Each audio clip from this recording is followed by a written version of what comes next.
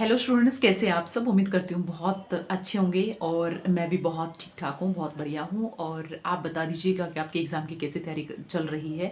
और आज मैं एक छोटा सा टॉपिक बताने वाली हूँ, छोटा सा आपको मोटिवेट करूँगी, क्योंकि आपके बिल्कुल पास नज़दीक आपके एग्ज़ाम आए हुए हैं, चाहे वो बोर्ड के एग्ज़ाम हो, चाहे आपके नॉन बोर्ड एग्ज़ाम हो। छोटी सी मैं ट्रिक आपको बताऊँगी कि आपके मार्क्स काफ़ी ज़्यादा इंक्रीज़ हो जाएंगे यदि आप इन छोटी छोटी बातों का ध्यान रखोगे तो। ठीक है, आप सभी का स्वागत है राव सुमन ऑफिस चैनल पे। बहुत दिल से आपका स्वागत है। जो भी चैनल पे नया है तो सो प्लीज़ चैनल को सब्सक्राइब कर लीजिएगा, क्योंकि मैं इसी तरह से आपके लिए मोटिवेशंस वीडियो, आपकी एग्ज़ाम से रिलेटेड, आपकी वैकेंसी से रिलेटेड, आपके एचक्यूआरएन से रिलेटेड वीडियोस लाती रहती हूँ, है ना। तो आपने अपने मार्क्स कैसे इंक्रीज करने हैं पेपर में, आपने अपने पेपर को कैसे अटैम्प्ट करना है, वो छोटी छोटी 4 से 5 ट्रिक मैं आपको आज बताने वाली हूँ। सिर्फ उनको फॉलो कर लेना। आप सच में, आप लिटरली ऐसे मुझे बताओगे कि यस मैम, हमने आपने जो बताया था वही ट्रिक फॉलो की थी और आज हमारे इस एग्ज़ाम में बहुत अच्छे मार्क्स आए हैं। ठीक है, 10th के और 12th के दोनों क्लासेस के बोर्ड के एग्ज़ाम शुरू हो चुके हैं। और जैसे कि 12th के तो एक हो गया है और फिजिकल एंड फिजिक्स का दो उनके एग्ज़ाम्स हो गए हैं। ठीक है, 10th के भी हो गए हैं। बट नॉन बोर्ड के एग्ज़ाम के जो स्टूडेंट्स हैं वो भी देख लीजिएगा। उन बच्चों के लिए आज मैंने ये वीडियो बनाई है कि बहुत से बच्चे ऐसे कहते हैं कि मैम हमने याद तो बहुत अच्छे से किया था, पूरा पेपर याद था, पूरा पेपर हम अटैम्प्ट भी करके आए थे, हमारी उम्मीद थी कि 98 नंबर आ जाएंगे हमारे इस पेपर में, बट आए बहुत कम, 70 मार्क्स हमारे पेपर में आए हैं। तो आपके मार्क्स कहाँ कटते हैं वो बच्चों आपको नहीं पता होता कि हमारे मार्क्स जो हैं वो कहाँ कट हुए हैं। नहीं पता चलता, क्योंकि आपको किसी ने बहुत अच्छे तरीके से बताया ही नहीं, बहुत अच्छे से ट्रिक नहीं बताई आपने। ठीक है, कई बार ऐसा होता है कि जिसको पूरा पेपर नहीं आता है, बहुत लिमिट से पेपर को अटेम्प्ट किया है, बट उसके मार्क्स जो है वो बहुत अच्छे आए हैं। तो ऐसा क्यों? जिसको बहुत अच्छे से आता है उसके नंबर कट जाते हैं, जिसको आता नहीं है उसके मार्क्स आ जाते हैं। तो दोनों में एक ही डिफरेंस है। ठीक है, लेकिन वो कौन से डिफरेंस है वो मैं आपको बताने वाली हूँ। फर्स्ट है, आपने जो पेपर अटेम्प्ट करना है वो पॉइंट टू पॉइंट करना है। ठीक है, यदि आप क्वेश्चन का आंसर लिखते हो, आंसर के बाद आप पॉइंट लिखते हो और उस पॉइंट को आपने अंडरलाइन करना है बहुत अच्छे से, ताकि आपका जो एग्जामिनर होगा, जो आपकी पेपर, जो आपकी कॉपी चेक कर रहा है, वो सबसे पहले पॉइंट पे ध्यान देगा कि बच्चे ने पॉइंट क्या लिखे हैं। बट उस पॉइंट के बाद, उसके बाद आप 2 से 3 लाइन एक्सप्लेन भी कर रहे हो तो भी आपके बहुत अच्छे नंबर आ जाएंगे। ठीक है, दूसरा पॉइंट है बैड हैंड राइटिंग। जब आप पॉइंट्स नहीं लिखते हो ना और अंडरलाइन नहीं करते हो तो एग्जामिनर को समझ में नहीं आता कि बच्चे ने लिखा क्या है, वो वहीं पर आपके नंबर काट लेता है। ठीक है, सेकंड पॉइंट है बैड हैंड राइटिंग।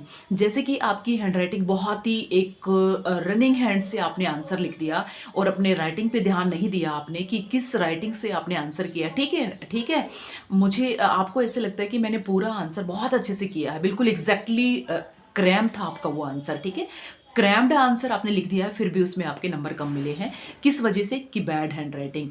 यदि आपकी हैंड राइटिंग अच्छी नहीं है तो वहां पर भी एग्जामिनर नंबर काट लेगा। उसको समझ में आना चाहिए कि आपने पेपर में लिखा क्या है। ठीक है, तो आप पेपर में हैंड राइटिंग अपनी अच्छी करने की कोशिश करिएगा। बहुत से बच्चे ऐसे बोलेंगे कि मैम हैंड राइटिंग को देखने लगे तो हमारा पेपर रह जाएगा, बट आप थोड़ी सी हैंड राइटिंग अपने पेपर से पहले आप प्रैक्टिस कर सकते हैं। आपको थोड़ा सा जो लेटर फॉर्मेशन है उनको ध्यान रखना है और स्पेलिंग ऐसे लिखो कि ताकि एग्जामिनर को समझ में आ जाए। ठीक है, ऐसा नहीं, कई बार तो ऐसा होता है कि समझ में नहीं आता कि बच्चे ने लिखा क्या है, तो नंबर नहीं मिलेंगे। चाहे आप 100 में से 100 पूरा रटा हुआ पेपर आप करके आ जाओ, फिर भी आपको पूरे नंबर नहीं मिलेंगे।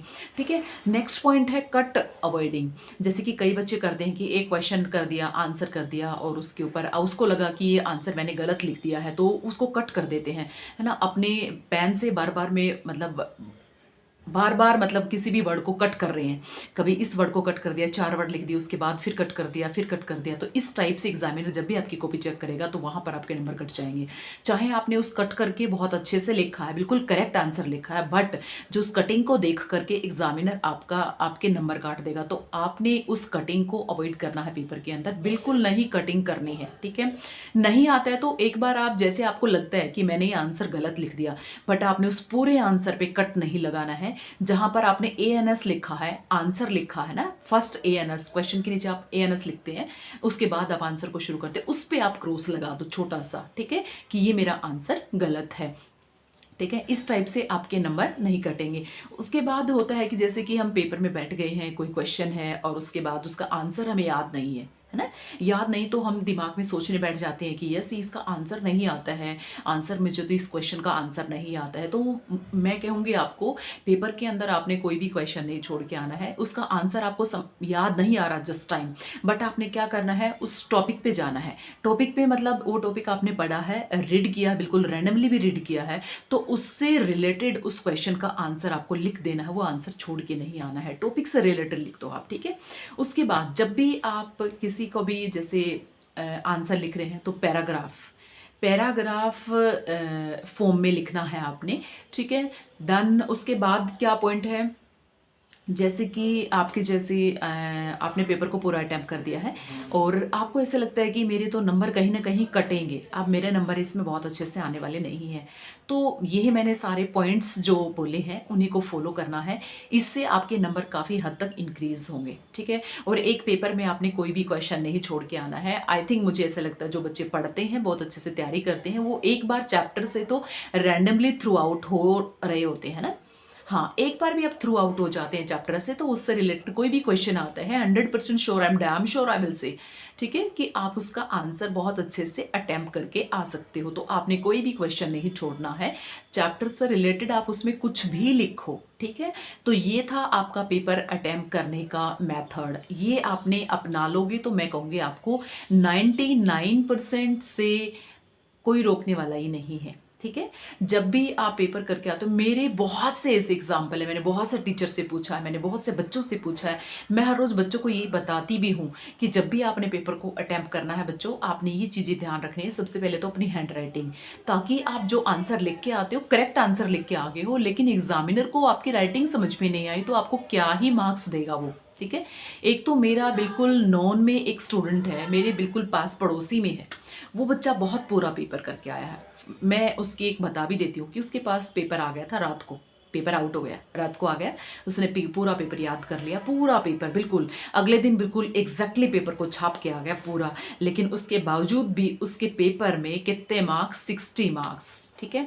और वो पूरा 100% इतना पूरा बिलीव विश्वास के साथ मुझे बता रहा कि आंटी मुझे तो मेरा बहुत अच्छा पेपर हुआ है, मेरे आउट ऑफ आउट मार्क्स आ जाएंगे, हाँ हो सकता है 2-3 नंबर कट सकते हैं, अदरवाइज तो नहीं।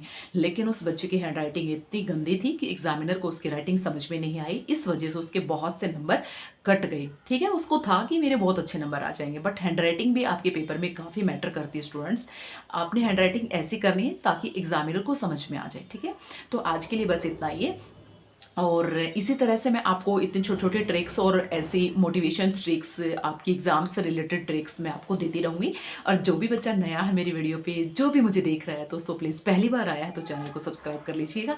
और चैनल को सब्सक्राइब कर लोगे तो मैं कोई भी वीडियो डालती हूँ, चाहे मैं मोटिवेशन की डालूँ, मोटिवेशन भी आपके लिए काफ़ी हद तक ज़्यादा हेल्पफुल रहने वाला है, ठीक है। और भी जैसे कि मैंने मोटिवेशन और भी वीडियो डाल रखी है तो आप देख लीजिएगा, काफ़ी हद तक आपको मतलब रिलीफ मिलेगा, मतलब है ना, दिमाग एकदम फ्रेश होगा आपको देखने के बाद, वीडियो को देखने के बाद, ठीक है।